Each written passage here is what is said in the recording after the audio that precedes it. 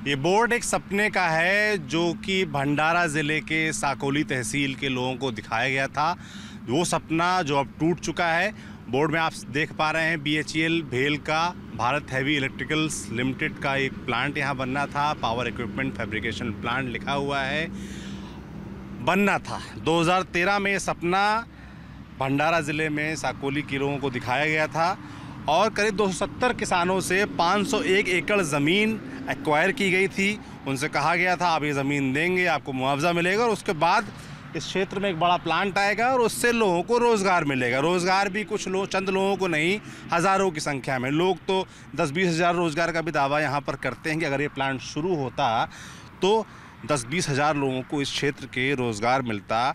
भंडारा के बारे में अगर आप जानेंगे या जो लोग महाराष्ट्र के हैं वो जानते होंगे कि ये काफ़ी पिछड़ा इलाका है। महाराष्ट्र के सबसे पिछड़े इलाकों में है, विदर्भ रीजन में आता है। विदर्भ वो हिस्सा है जहाँ पर आत्महत्या, किसानों की आत्महत्याओं के तमाम मामले आते हैं। आंकड़ों में देखेंगे तो भयानक आंकड़ा है, मगर एक ऐसा आसरा यहाँ पर दिखा था लोगों को कि एक प्लांट शुरू होगा, रोज़गार मिलेगा, उन्नति आएगी क्षेत्र, मगर ऐसा हो नहीं सका। 2013 में सपना दिखाया गया था। उसके बाद से आप देख सकते हैं ये बोर्ड लगा हुआ है, ये गेट बना हुआ है, बाउंड्री बनी हुई है, मगर अंदर आपको अगर देखेंगे इस प्लांट के अंदर तो सिर्फ जंगल नज़र आएगा। तो इस पूरे के पीछे ये क्यों नहीं हो पाया, एक पॉलिटिक्स है। उस पॉलिटिक्स को समझने का प्रयास हम करेंगे। हमारे साथी हैं रुपेश, TV9 के लिए यहाँ पर भंडारा में काम करते हैं। रुपेश, क्या कारण रहा है? आप बता रहे थे कि 2013 में भूमि पूजन हुआ था इस जगह का और पूरा क्षेत्र आस लगाए बैठे था यहाँ प्लांट बनेगा, लोगों का भला होगा, उन्नति आएगी, मगर ऐसा तो हुआ नहीं। क्यों हुआ, ऐसा हुआ? राजकीय उदासीनता यहाँ पे है। देखा जाए तो 2013 के मई महीने में इसका भूमि पूजन हुआ। उसके बाद में 270 किसानों से 510 एकड़ की एक खेती जो है अधिग्रहित की गई। मात्र अभी तक जो है प्रफुल्ल पटेल हो या नाना पटोले हो, इनके ये जो पॉलिटिकल फंडे ही खेल रहे हैं और अभी तक सिर्फ चुनाव लड़ते समय इस मुद्दे को लिया जाता है कि हम अगर चुन के आए तो भेल का प्रोजेक्ट शुरू करेंगे। मात्र अभी तक ये हुआ नहीं है क्योंकि राजकीय उदासीनता दिख रही है। दो नाम लिए, प्रफुल्ल पटेल जो कि NCP के बड़े नेता हैं, मंत्री रहे हैं, फिलहाल जो अजीत पवार वाली NCP है उसमें वो हैं, और अगर महायुति जो गठबंधन है उसका हिस्सा हैं, ये माना जा सकता है। और प्रफुल्ल पटेल 2014 में यहाँ से चुनाव हारे थे। किसके खिलाफ? नाना पटोले। प्रफुल्ल पटेल उस समय NCP में हुआ करते थे, उस समय NCP एक पार्टी थी, और नाना पटोले जो इस वक्त कांग्रेस के प्रदेश अध्यक्ष हैं और यहाँ से विधायक हैं, वो उस वक्त BJP में हुआ करते थे। 2017 में BJP छोड़कर वो वापस से कांग्रेस में आ गए और साकोली से वो विधायक हैं, 4 बार विधायक रहे हैं।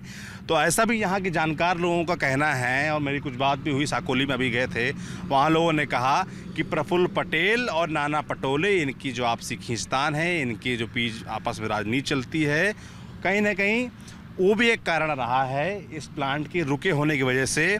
ऐसा लोग आरोप लगाते हैं। सच्चाई क्या है ये अपने में, ये क्या ये पॉलिटिक्स वाकई चलती है नाना पटोले और प्रफुल्ल पटेल के बीच? यस, ये बिल्कुल, क्योंकि श्रेयवाद के लिए ये अभी तक रहा, क्योंकि नाना पटोले जो है अभी प्रदेशाध्यक्ष है कांग्रेस के, और इसके पहले से अगर दिग्गज नेता, बड़े नेता जो बोले जाए तो प्रफुल्ल पटेल थे। तो उनको एक दूसरे के लिए जो है कि मैं क्यों करूँ, ये करेगा, इस वजह से ही एक दूसरे पे ढकेलते रहे, और अभी तक जो है ये पॉलिटिकल फंडा बनते ही आया सिर्फ। और कम से कम 10,000 लोगों को रोजगार यहाँ से मिला रहता।